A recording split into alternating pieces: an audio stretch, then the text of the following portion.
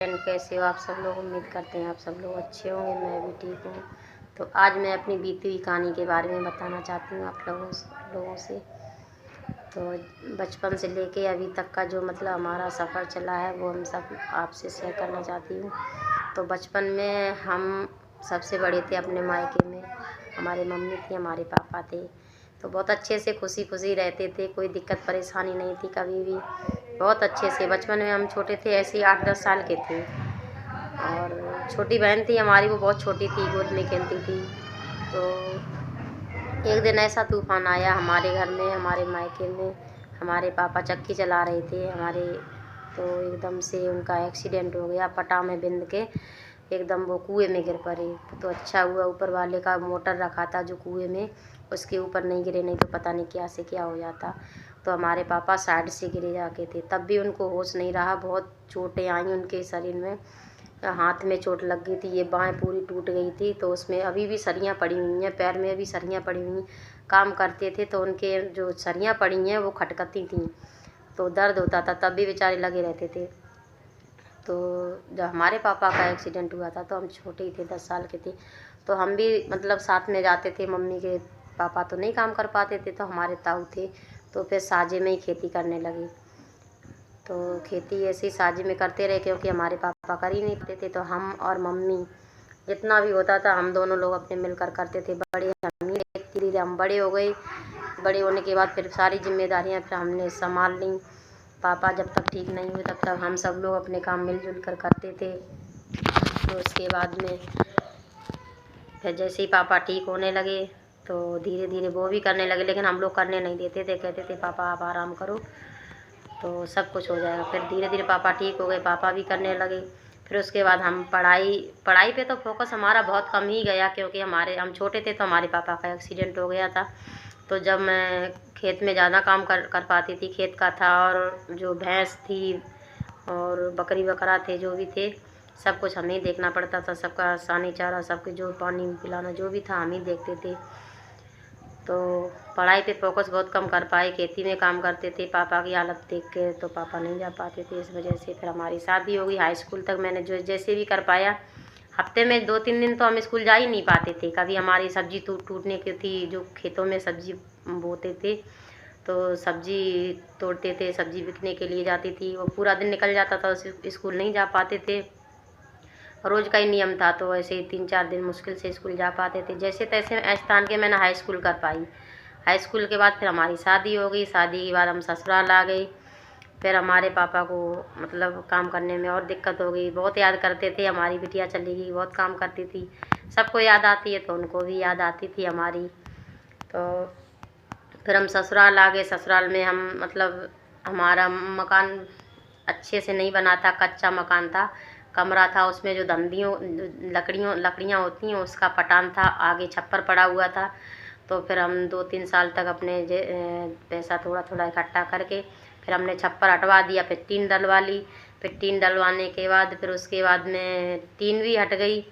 पैसा जैसी हो गया फिर टीन हट गई। फिर हमने फिर मकान बनवा लिया, आधा मकान बनवा लिया था। एक कमरा बरामदा बनवा लिया था, किचन बनवा ली थी और बाथरूम वगैरह बनवा ली थी। फिर उसमें ही मतलब अच्छे से रहने लगे। हमारा बड़ा बेटा हो गया था, तो बड़े बेटे की खुशी में खूब अच्छा लगता था, अच्छे से सब लोग रहते थे। फिर एक दिन हमारे ससुराल में भी ऐसा तूफ़ान आया। हमारे हस्बैंड छत पे गए थे, किसी काम से पन्नी हटाने गए थे, तो चारों तरफ से बंदर आ गए। शादी के 4-5 साल हम अच्छे से रह पाए। फिर बंदरों ने उनको छत से झपेट दिया, एकदम वो छत से नीचे गिर गई।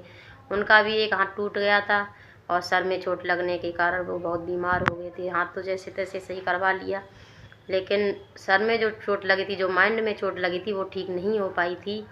तो हमने हर हॉस्पिटल में दिखाया, उनकी MIR वगैरह, CT स्कैन वगैरह, जितने भी एक्सरे वगैरह थे सब उनकी पूरी जाँचें करवाई। ऐसा कोई हॉस्पिटल नहीं छोड़ा जहाँ उनका इलाज ना करवाया हो, लेकिन तब भी वो ठीक नहीं हुए। उसके बाद हम दर दर भटकते रहे इधर उधर इनको लेके। बड़ा बेटा था हमारा, फिर हमारा छोटा बेटा मतलब हो गया था। जब इन्हें चोट लगी थी तो छोटा बेटा हमारा नहीं था, वो नहीं था। उसके बाद में छोटे बेटे आ गए। उसके बाद में इनके पापा ठीक ही नहीं हुए चोट सर में लगने के कारण। फिर सैफई ले गए, आगरा ले गए, पता नहीं कहाँ कहाँ, फरगाबाद, फतेहगढ़, हर जगह दिखाया, ऐसी कोई हॉस्पिटल नहीं छोड़ा। फिर लास्ट हॉस्पिटल लोगों ने बताया कि लखनऊ ले जाइए पीजीआई हॉस्पिटल में। तो मैं उनको वहाँ लेकर गई पीजीआई हॉस्पिटल में।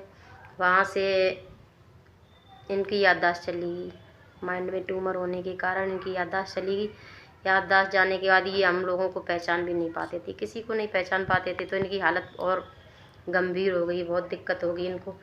फिर 15 दिन तक इनको हॉस्पिटल में रखा, मतलब कोई आराम नहीं मिला। फिर ये चले गए कोमा में, 15 दिन के बाद कोमा में चले गए। कोमा के बाद इनका कोमा में एक्सपायर हो गए लखनऊ पीजीआई हॉस्पिटल में। 7वीं मंजिल पे थे हम लोग, तो वहीं पर इनका निधन हो गया था। तो हम लोग फिर मिट्टी लेके आए, फिर इनका अंतिम संस्कार किया यहाँ पर।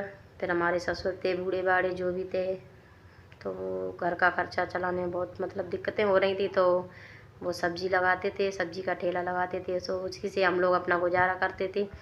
फिर उसके बाद 2 साल बाद इनके बेटे ख़त्म हो जाने के बाद 2 साल बाद इनको भी फालिस मार गई हमारे ससुर को। फिर वो भी एक्सपायर हो गए। अब हमारी सास बहुत बीमार है इस टाइम, इतनी बीमार है कि हम आप लोगों को बता नहीं सकते हैं। इतनी दिक्कतें हैं हमारे घर में, बहुत दिक्कतें हैं। तो अब हमारी सास बहुत बीमार है, ससुर भी एक्सपायर हो गए थे, सास हमारी हैं, और उनको भी कोई भी आराम नहीं है। अभी होली वाले दिन तो इतनी हालत ख़राब हो गई थी, हम तो सोच रहे थे पता नहीं क्या हो रहा है ये सब हमारे साथ। तो आप लोगों को हमारी अगर वीडियो, हमारी जो मतलब ज़िंदगी की जो हमने अपनी बताई है, जितनी बीती हुई कहानी, अगर आपको अच्छी लगी है तो हमें लाइक करें और सब्सक्राइब करें और शेयर ज़रूर कर देना। क्योंकि हमारे 2 बच्चे हैं, ये हमारे 2 बच्चे हैं, बस हम 2 बच्चे, हमारी सास है बस। तो हमारे खातिर नहीं, हमारे बच्चों के खातिर हमारी वीडियो को ज़्यादा से ज़्यादा शेयर ज़रूर कर देना भैया, और सब्सक्राइब कर देना। अब हम ही जाते हैं बाहर, खेतों में काम करते हैं, अपने मिलों में काम करते हैं, जैसे भी मिल जाता है काम, दूसरे की मजूरी करते हैं इस टाइम। तो काम करते पे ही अपनी वीडियो बना लेते हैं। तो सब लोगों ने कहा कि आप वीडियो क्यों नहीं बनाते, सब लोग अपना मतलब वीडियो बनाते, तो आप भी अपना मतलब वीडियो बनाओ। तो फिर मोबाइल नहीं था मेरे पास, मोबाइल नहीं था। फिर मैंने हमारी जो विधवा पेंशन आई थी, तो मैंने सेकेंड हैंड मोबाइल ले लिया था 3000 का। तो इसमें साफ नहीं वीडियो बन पाती है भैया लोग, आप लोग कहते होंगे कि साफ वीडियो नहीं आती। तो जैसी आती है हम वैसी डाल देते हैं, हमें जितना आता है वीडियो बनाना मैं उतनी डाल देती हूँ। तो हमारी ज़्यादा से ज़्यादा वीडियो को लाइक करें, सब्सक्राइब करें, और इंस्टाग्राम पर हमारे फॉलो करें, फॉलोवर्स बढ़ाएं, यूट्यूब पर हमारे सब्सक्राइब बढ़ाएं, ताकि हमारे बच्चे हमारे पढ़ जाएं। शुरू से लेके अभी तक हमें दिक्कतें मिल रही हैं, और आगे पता नहीं कितनी दिक्कतें मिलेंगी। अगर आप लोग चाहेंगे तो हमारे बच्चे अच्छे स्कूल में पढ़ जाएंगे, कोई दिक्कत नहीं होगी। तो यही हमारी कहानी थी। तो हमारी वीडियो को ज़्यादा से ज़्यादा शेयर करें, लाइक करें। बाय।